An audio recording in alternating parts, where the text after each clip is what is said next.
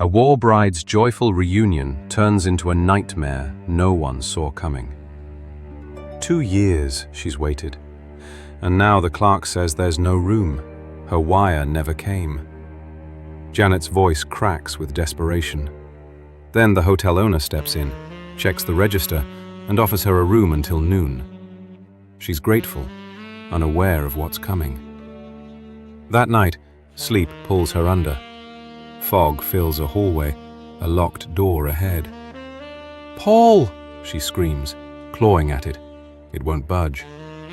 She seizes the huge doorknob, wrenching with both hands, then wakes, gasping, clutching his photograph. You're going to get it. Leave that phone I'll enjoy alone, telling your Margaret. friends Leave what that you phone and your little alone. have been up to. I hate you. Paul bursts in, home at last, eager to hold his wife, but Janet doesn't move. She sits frozen on the sofa, eyes wide, staring through him. He drops his bag, kneels, takes her hands. Something inside her has broken, and he has no idea what. The hotel doctor calls in a colleague, Richard Cross, calm, assured, watching from the balcony. Janet needs constant care, he says, better handled at his private sanatorium. Paul hesitates, wanting her close. But Dr. Blair backs the diagnosis, and Paul, exhausted and frightened, gives in. Arrangements are made quickly. Janet will go to Cross's sanatorium tonight. He calls for his nurse, Elaine Jordan. She's the one who'll help him bury more than just an illness. Now the sanatorium waits. Gates closing behind her, Cross firmly in control of Janet's fate. In a dim room, Cross leans over her, voice gentle, guiding her memory back to the balcony, back to the night she can't forget. Then, he's her husband. Cross straightens, meets Elaine's eyes. Janet remembers it all. Their only witness is wide awake now. That night, Elaine bolts from the house, coat flying, running blind into the dark. Alone with Elaine, Cross breaks. He tells her everything.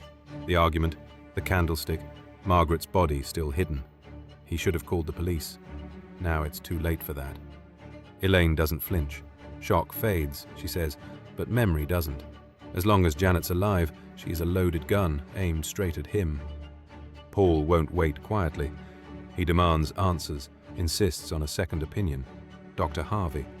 Cross agrees calmly, but his control is slipping fast. What is Cross whispering into her broken mind right now? Under hypnosis, Janet drifts, pliant, unaware he's rewriting the very memory that could hang him. Enter Dr. Harvey, Cross's old teacher, brought in at Paul's insistence. He studies Janet's chart, unconvinced. A late plane doesn't explain a mind this shattered, he says. Cross forces a smile, feeling walls close. Downstairs, Elaine and Stevens trade coffee and small talk, oblivious while storm clouds gather. Edwards, a patient, paces the corridor in his robe, flinching at every passing glance.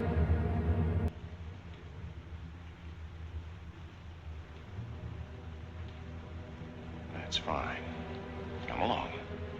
Edwards breaks loose, stumbles into Janet's room. She screams, "He killed her!" mistaking him for Cross. Staff hear everything. Cross panics, certain it's ruined. Elaine sees only opportunity. "Let her talk," Elaine says coldly.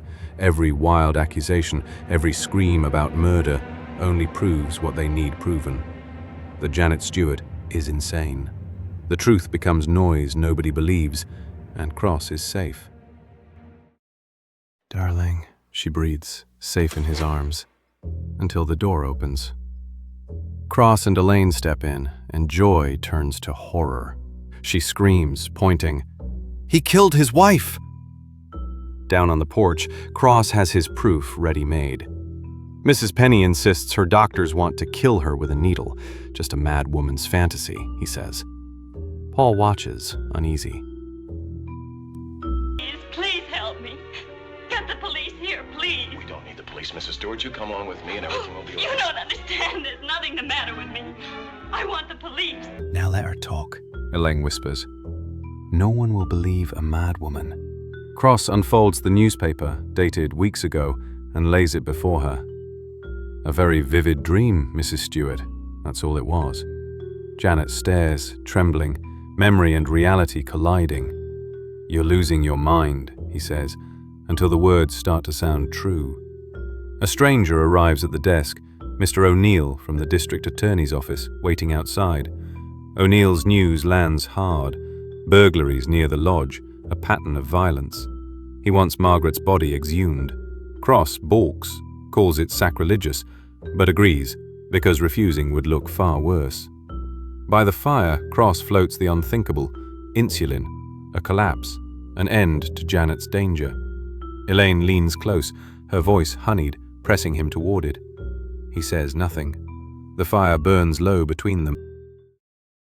I need to show you what happens when the lights go out. Elaine kills the lamp, lets firelight take over. Hands on his shoulders, voice soft as smoke. Finish it. Finish Janet. Cross explodes. He won't kill Janet. Then a knock. O'Neill steps in, hat off, subpoena in hand. Coroner's inquest, he says. Cross's stomach drops. She was struck with a candlestick. A candlestick? Are you sure? A heavy silver one. How can you know? Microscope. There were particles of silver in the wound. They took... His mind fractures now. Wedding vows, Margaret's taunts, Elaine's cold plan, all bleeding together. Cross tells Paul it's simple. Insulin shock, routine, safe, a treatment, nothing more. Paul, desperate for his wife's sanity, nods, signs off, trusts the man who already knows the truth. Cross fills the syringe, practiced and calm. Elaine watches, unblinking, as the needle finds Janet's arm. 7 o'clock exactly. He listens through the stethoscope. Her face gone still, peaceful, sedated into silence. Day after day, they watch her sleep off the dose, the numbers slowly climbing higher. Then Janet's body seizes, convulsing violently on the bed. Cross reaches for the dextrose, ready to pull her back. Elaine grabs his wrist.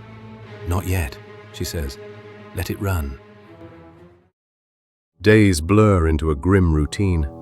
Insulin dripping, September pages falling, doses climbing higher and higher. Paul storms into Harvey's office, insisting Janet's accusation isn't madness. Harvey explains. Right after insulin shock, patients speak pure truth.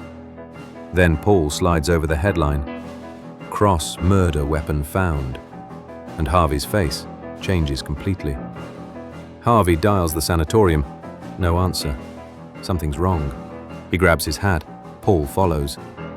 She's the only one who knows, Elaine says, cold, certain. Marry me, she means. Be free of Margaret, free of the wife you struck down in rage. Janet's silence is the price. Cross steps in, white coat, steady hands, checks the drip like any other day. Then he turns sharply. Janet's body seizes, thrashing against the sheets. The collapse is running now. Her life or ours, no one will ever know. Elaine. Richard, listen to me. Let go of her. Richard, I love you. Let go. Oh, Richard! Richard! Adrenaline, now! Harvey shouts, bursting through the door with Paul. Cross wavers, conscience finally winning. Together, they fight to save her. Janet's eyes flutter open. Paul's face is the first thing she sees. Elaine is gone, Cross arrested. Harvey dictates his final notes. Recovery complete, truth confirmed. Justice, quietly, closes the case. Love this journey? Like, subscribe, and share your thoughts below.